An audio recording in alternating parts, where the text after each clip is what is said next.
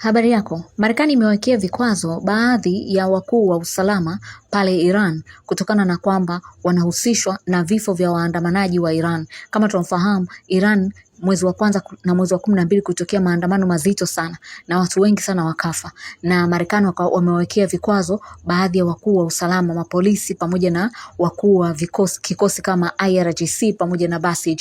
Hivi ndivyo ripoti zinavyosemekana. Huyu hapa ni rais wa Marekani Donald Trump. Alikiri hadharani kwamba alituma silaha kwa waandamanaji wa Iran, kitu ambacho kilishangaza dunia. Fikiria kama ingetokea kwamba Warusi au wa Irani au wa China wakatuma silaha kwa waandamanaji wa Marekani, Marekani ingeita yale mataifa ni ya kigaidi.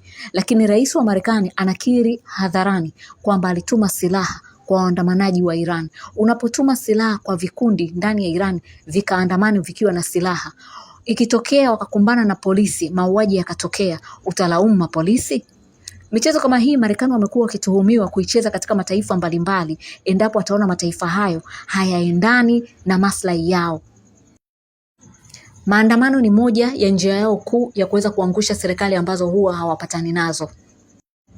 Kwa miaka yetu tunaona yakitokea kule Libya, Syria, lakini pia zamani Kwame Nkrumah alitolewa madarakani kwa njia hii ya fitna kupitia waandamanaji. Lakini sasa hivi tuko katika kipindi kizuri kwa sababu Marekani inatawaliwa na rais ambaye hana kifua. Yeye kila kitu ambacho kinaingia ndani yake anakitoa. Basi moja kwa moja karopoka hadharani kwamba alipeleka silaha Iran kwa waandamanaji. Lakini pia baadhi ya Wayahudi walikiri kwamba Mossad, shirika lao la kijasusi, lilikuwa likioperate kipindi cha maandamano pale Iran. Kwa hiyo tunaona kabisa maandamano yametengenezwa na maadui wa Iran na mpaka silaha zikapelekwa. Mauaji yakitokea wanataka kuifanya serikali ya Iran na polisi wa Iran waonekane kwamba ndio sababu. Je, sababu sio wao ambao walipeleka silaha? Wao waliopeleka silaha si ndio sababu kuu ya watu kufa pale Iran? Kama wa Iran wangetoka na mabango peke yake, kusingekuwa na vikundi vilivyopenyezewa silaha, je, kungetokea mauaji? Na je, ni nani aliyeua mapolisi zaidi ya 300 pale Iran? Kwa sababu kuna mapolisi wameuliwa. Ni nani aliyochoma misikiti? Kwa sababu wa Irani wengi ni Waislamu, hawawezi kuchoma misikiti yao.